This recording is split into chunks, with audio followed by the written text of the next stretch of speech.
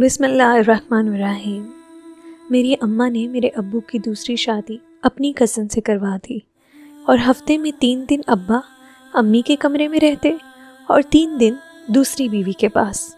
جس دن ابا دوسری بیوی کے کمرے میں ہوتے تو امی بہت خوش کمرے سے نکلتی، اور جس دن ابا امی کے کمرے میں سوتے تو اس دن امی کمرے سے روتے ہوئے نکلتی۔ ایک دن میں نے روشن دان سے امی ابو کو دیکھا تو قدموں تلے سے زمین نکل گئی، کیونکہ ابا تو آج پھر اماں صبح ہی رو رہی تھی۔ یہ اماں کا روز کا معمول تھا۔ اماں صبح روتے ہوئے جب کمرے سے باہر نکلتی تھیں تو اپنے آنسو پوچھ رہی ہوتی تھی، لیکن ابا بالکل حشاش بشاش ہوتے تھے۔ اکثر اماں کا موڈ خراب ہی ہوتا اور ابا اماں کو منع کر رہے ہوتے تھے، نصرت آخر تمہیں کیا ہوا ہے، کیوں رو رہی ہو؟ لیکن اماں بے رخی سے ان کا ہاتھ جھٹک دیتی، کہتی تھی مجھ سے دور رہا کرو۔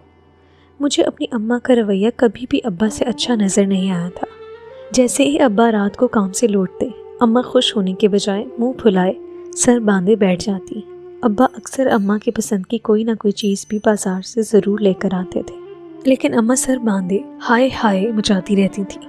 کبھی تو ابا اماں کو دیکھ کر پریشان ہو جاتے تھے اور کبھی پھر نظر انداز کر جاتے تھے۔ میں اپنے ابا اماں کی اکلوتی اولاد تھی، اس لیے اماں مجھ سے تو پیار کرتی تھیں، لیکن ابا سے کھچی کھچی رہتی تھی۔ نہ جانے کیوں مجھے اماں کے رویے سے یہ لگتا تھا کہ جیسے وہ ابا کے ساتھ خوش نہیں ہے۔ حالانکہ میرے ابا محبت کرنے والے، خیال رکھنے والے شوہر تھے۔ اکثر تو رات کو اماں میرے کمرے میں میرے ساتھ ہی سو جاتی تھیں۔ چونکہ میں نیند کا کچھ کچا تھا، اس لیے جب رات کو ابا اماں کو جگانے جاتے تو نصرت فہم سو گیا ہے، چلو اب اپنے کمرے میں آئے، تو میری آنکھ کھل جاتی۔ میں اس وقت 13-14 برس کا تھا، اس لیے اتنا تو مجھے بھی سمجھ آ جاتا تھا کہ ابا یہ چاہتے ہیں کہ اماں ان کے ساتھ ان کے کمرے میں رہا کرے، لیکن اماں جھنجھلا کر ان سے کہتی کہ مجھے نیند آ رہی ہے، کیوں پریشان کر رہے ہیں، جا کر سو جائیے۔ اماں مدافعانہ انداز میری سمجھ سے باہر تھا۔ ایک بار تو میں نے اماں سے صاف کہہ دیا کہ جب اماں رات کو میرے بیڈ پر لیٹنے لگے، میں نے کہا کہ اماں میں اب چھوٹا بچہ نہیں ہوں جو اب میری ساس ہوتی ہیں، آپ اپنے کمرے میں جا کر سویا کریں۔ لیکن میری بات سن کر وہ مجھے آنکھیں نکال کر گھورنے لگتی، کہتی کہ چپ چاپ سو جاؤ، بے فضول بولے تو ایک تھپڑ لگا دوں گی۔ اماں کی اس بات پر میں چپ ہو جاتا، لیکن رات پھر سے ابا کے اصرار اور اماں کے انکار کو سن کر مجھے ابا سے دلی ہمدردی ہونے لگی۔ وہ اماں کے کتنے نخرے اٹھاتے تھے۔ میری اماں میٹھے کی شوقین تھیں، تو ابا روز ان کے لیے رات کو مٹھائی لازمی لاتے تھے۔ اماں ذرا سا سر کے باندھ لیتی، ابا ان کا سر دبانے لگتے۔ مجھے تو اماں ایک ناشکری عورت ہی لگتی تھی۔ ارے شوہر جب اتنے نخرے اٹھا رہا ہے، دن بھر کام کاروبار میں الجھا ہوا، تھکا ہارا گھر پہنچتا ہے، تو بیوی کو چاہیے کہ مسکرا کر اس کا استقبال کرے، مگر ایک اماں تھی کہ ابا کی شکل دیکھتے ہی منہ پھلائے رکھتی۔ مجھے اماں کی یہ بات بہت بری لگنے لگی تھی۔ آخر وہ کیوں ابا کا خیال نہیں رکھتی تھی؟ میری آدھی رات تو اپنے ابا کی منتیں سنتے گزرتی تھی جو وہ اماں کی کرتے رہتے تھے، لیکن مجال ہے کہ اماں ابا کی کسی بات پر کان بھی دھرتی۔ میری ماں خوبصورت تھی، ابا سے زیادہ پیاری تھی، مگر ابا بھی دیکھنے میں کسی سے کم نہ تھے، لیکن عورت میں ایسا بھی کیا گھمنڈ کہ شوہر سے سیدھے منہ بات ہی نہ کرے۔ مجھے اماں کا یہ رویہ مناسب نہ لگا کہ ایک ستم ہمارے گھر پر یہ ہو گیا کہ اماں کی کزن ہمارے گھر رہنے آ گئی۔ اب تو اماں کو جیسے موقع مل گیا تھا، پورا دن اور رات وہ اپنی کزن سے ساتھ رہتی۔ اماں کی کزن تھی تو اماں کی ہم عمر یا پھر ان سے چند برس چھوٹی، لیکن تھی غیر شادی شدہ، اور اماں کی شادی کم عمری میں ہو گئی تھی۔ رضیہ خالہ کے آ جانے سے اماں نے ابا کو بالکل ہی نظر انداز کر دیا تھا۔ ابا اب چپ چپ سے رہنے لگے۔ ظاہر ہے پہلے اماں میرے کمرے میں سوتی تھیں تو ابا کبھی نرمی اور کبھی سختی سے انہیں اپنے کمرے میں لے ہی جاتے تھے، لیکن اب اماں اپنی کزن کے ساتھ الگ کمرے میں سونے لگی تھی۔ ظاہر ہے ابا اب وہاں جا کر تو اماں کی منت نہیں کر سکتے تھے۔ ابھی میں انہی سوچوں میں الجھا تھا کہ ایک نئی بات ہمارے گھر میں رونما ہونے لگی، وہ یہ کہ اماں کی کزن ابا کو مسکرا مسکرا کر دیکھتی رہتی۔ کھانے کے دوران جب میں نے یہ بات محسوس کی کہ رضیہ خالہ ابا کو دیکھ دیکھ کر مسکرا رہی ہیں اور ابا کی اچانک ان سے نظر ملی ہے اور وہ نظریں چرا گئے ہیں، تو سب سے زیادہ غصہ اپنی اماں سے آنے لگا۔ کیسی بے وقوف عورت تھی میری ماں، ان کی ناک کے نیچے ان کی کزن ابا پر ڈورے ڈالنے کی کوشش کر رہی ہے، اور بے پرواہ ہے وہ۔ اب تو رضیہ خالہ ابا کو ناشتہ بھی بنا کر دینے لگی۔ ابا پہلے تو اماں کو گھورتے رہتے کیونکہ یہ ذمہ داری اماں کی تھی، لیکن نہ جانے کیوں میری ماں اس بات پر چشم پوشی کیے تھی۔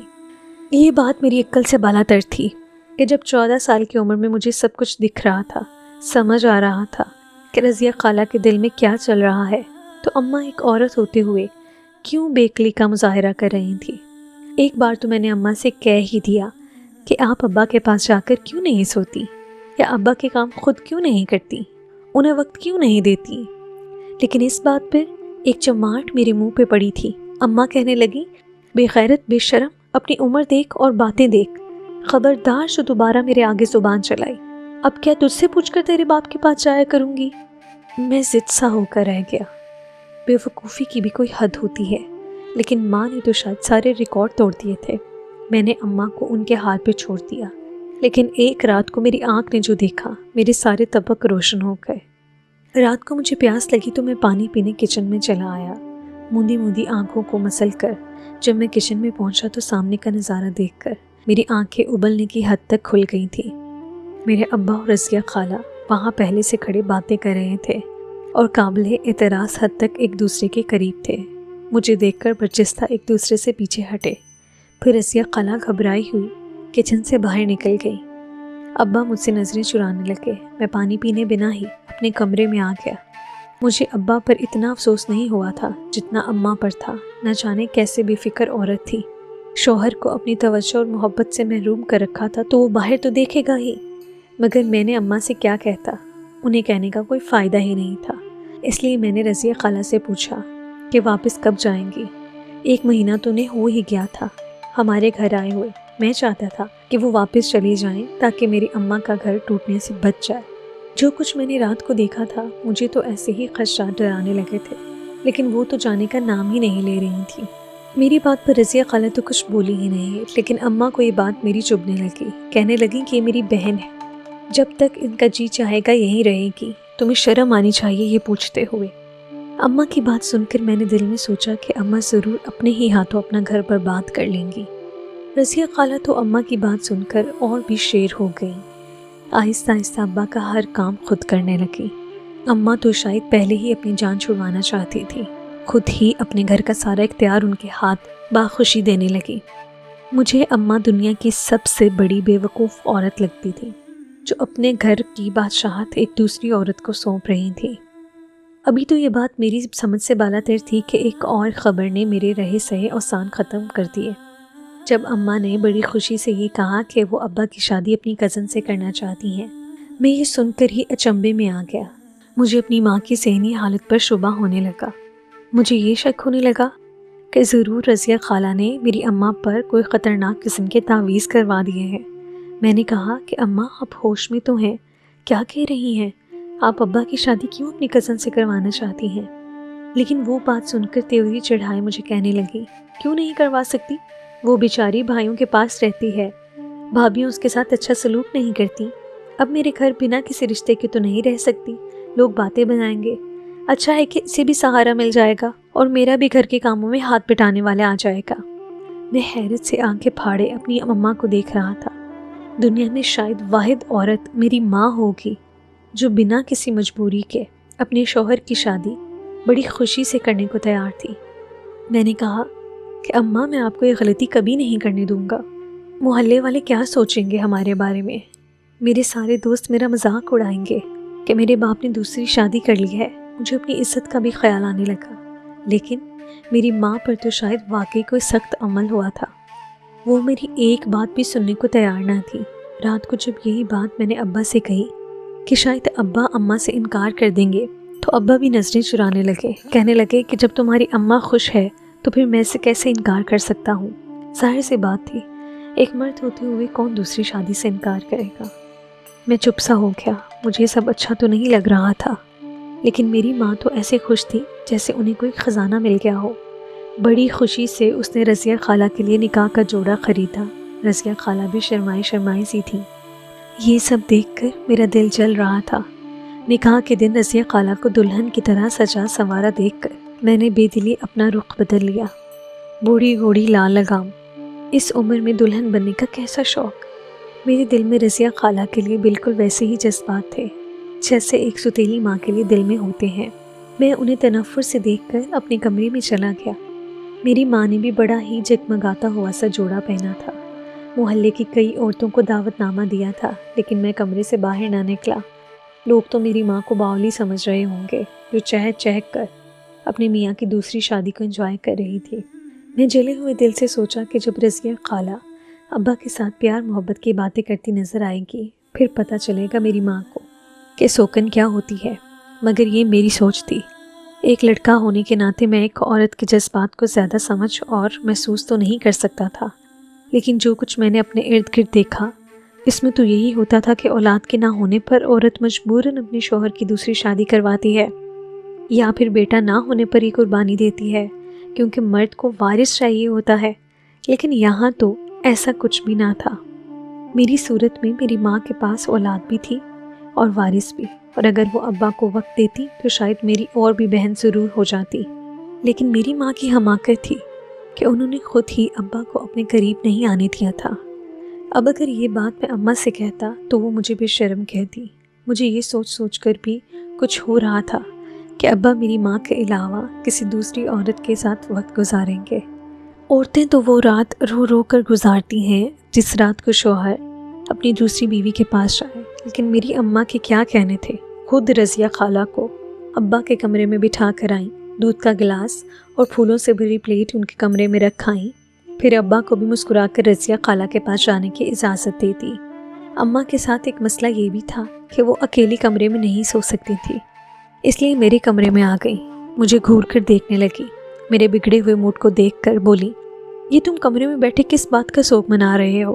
میں نے شکوہ کناں نظروں سے اماں کو دیکھا۔ میں نے کہا کہ آپ جیسا حوصلہ میرا نہیں ہے کہ ابا کے ساتھ کسی دوسری عورت کو برداشت کروں۔ یہ کہہ کر میں اپنا تکیہ درست کیا اور لیٹ گیا۔ اماں نے بھی لیٹ کر آنکھیں بند کر لیں۔ مجھے نہ جانے کیوں کچھ تجسس سا ہو رہا تھا کہ اماں کو دیکھوں تو صحیح، شاید مجھ سے چوری چھپے آنسو نہ بہا رہی ہوں۔ آخر ابا اس وقت اپنے کمرے میں ایک دوسری بیوی کے ساتھ تھے، اس لیے میں نے اماں کے کچھ قریب جا کر انہیں آنکھوں کی غور سے دیکھا کہ شاید وقت آنکھوں سے آنسو بہہ کر تکیہ بھگو رہے ہوں۔ لیکن اماں کے یک دم کھراٹے لینے پر میں بھدک کر پیچھے ہٹا۔ وہ تو مزے سے سو گئی تھی، وہ بھی بہت گہری نیند۔ میں نے دل میں سوچا اور پھر بھی میں اپنی ماں کے لیے رنجیدہ ہو رہا تھا۔ اماں کو تو فکر تک نہیں کہ ان کا سرتاج کسی اور کے ساتھ اپنی محبت نچھاور کر رہا ہے۔ میں انہیں باتوں پر اپنا جی جتلائے ہوئے سو گیا۔ صبح اماں جلد اٹھ گئی تھی، کچن میں ناشتے کا اہتمام کر رہی تھی۔ عجیب بات تو یہ تھی کہ ان کے چہرے کی خوشی اور چمک چھپائے نہیں چھپ رہی تھی۔ میں تو ناشتہ کر کے اسکول چلا گیا۔ وہاں بھی بچے مجھ سے بار بار یہی سوال کر رہے تھے کہ سنا ہے کہ تمہارے ابا نے دوسری شادی کر لی ہے۔ میں سب بچوں کے سامنے یوں شرمندہ تھا جیسے میں نے کوئی غلطی کر دی ہو۔ میں نے کسی کو جواب نہ دیا۔ گھر واپس آیا تو رضیہ خالہ کو چپ چپ تھی، لیکن میری ماں چہک رہی تھی۔ ابا بھی خوش نظر آ رہے تھے۔ 3 دن ابا رضیہ خالہ کے ساتھ ہی تھے، اس کے بعد 3 دن اماں کی باری تھی۔ عجیب بات یہ تھی کہ جس دن اماں کے ابا کے پاس جانے کی باری ہوتی ان کی رنگت بدلنے لگتی، وہ گھبرائی گھبرائی رہتی اور صبح اپنے کمرے میں روتے ہوئے نکلتی، اور جس دن ابا کی باری رضیہ خالہ کے پاس ہوتی اماں بہت خوش ہوتی۔ میری عقل اماں کی ان باتوں پر چکرا گئی تھی۔ ایک دن میں اسکول سے واپس آیا تو رضیہ خالہ کے کمرے سے رونے اور سسکیاں لینے کی آواز آ رہی تھی، اور اماں ان کے دروازے کے پاس کھڑی ان کے آدھ کھلے دروازے سے انہیں دیکھ دیکھ کر مسکرا رہی تھیں۔ میری ماں کے چہرے پر اتنی خوشی تھی کہ وہ ان کا چہرہ چمک رہا تھا۔ میں دبے پاؤں اماں کے پیچھے چپکے سے کھڑا ہو گیا اور اندر کمرے میں جھانکنے لگا۔ اندر رضیہ خالہ بیڈ پر بیٹھی رو رہی تھیں۔ ان کا رونا بھی میری عقل سے بالاتر تھا۔ پھر میرے ذہن میں چماکا سا ہوا کہ شاید اماں سے لڑائی ہوئی ہوگی۔ مجھے لگا کہ اب ہمارے گھر میں بھی وہی فسادات شروع ہو جائیں گے جو 2 سوکنوں کے بیچ ہوتے ہیں۔ لیکن یہ بھی میری شام خیالی تھی۔ شام کو ابا کی باری رضیہ خالہ کے کمرے میں تھی، لیکن انہوں نے نہ اچھے کپڑے پہنے نہ تیار ہوئیں۔ سر باندھ کر بیٹھ گئیں کہ ان کی طبیعت ٹھیک نہیں۔ ابا دکان سے آتے ہی ان کی خیریت دریافت کرنے لگے، لیکن وہ کہنے لگیں کہ آج آپ آپا کے پاس چلے جائیے، میرے سر درد ہے۔ ابھی 1 ماہ ہی شادی کو نہ ہوا تھا کہ رضیہ خالہ بھی مجھے کچھ بیزار سی لگنے لگی۔ وہ بھی وہی بہانے بنا رہی تھیں جو آج تک میں اماں کو بناتے دیکھ رہا تھا۔ रज़िया खाला की बात पर अम्मा ने फट से इनकार कर दिया। कहने लगे, लो रज़िया, ये भला क्या बात हुई? तुम तो अभी नई नवेली दुल्हन हो। मैंने शहाब से कहा था कि बेशक मेरे पास बिल्कुल ना आया करें, तुम्हारा हक ज़्यादा है, बेशक सारा वक्त तुम्हें दे दें, और एक तुम हो के।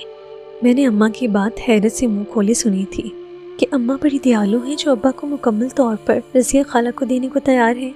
लेकिन अम्मा की बात सुनकर रज़िया खाला के चेहरे की रंगत उड़ गई। कहने लगी, तौबा करें आपा, मैं क्यों आपकी हक तलफी करने लगी? आप पहले हैं और मैं बाद में।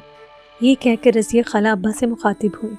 शहाब, आप मेरी वजह से आपा को नज़रअंदाज नहीं करेंगे। मैं पूरी दिली आमादगी से आपको इजाज़त देती हूँ कि आप आपा के साथ रह लें। मुझे अपने कानों पर यकीन नहीं आ रहा था। शौहर को अपने पास रहने और वक्त न देने के रोने तो मैं 2 सपनों में बहुत दफ़ा देखे और सुने थे, लेकिन ये नज़ारा पहली बार देखा था कि दोनों ही अब्बा को अपने पास रखने के बजाय दूसरे के सर डालने को तैयार थी।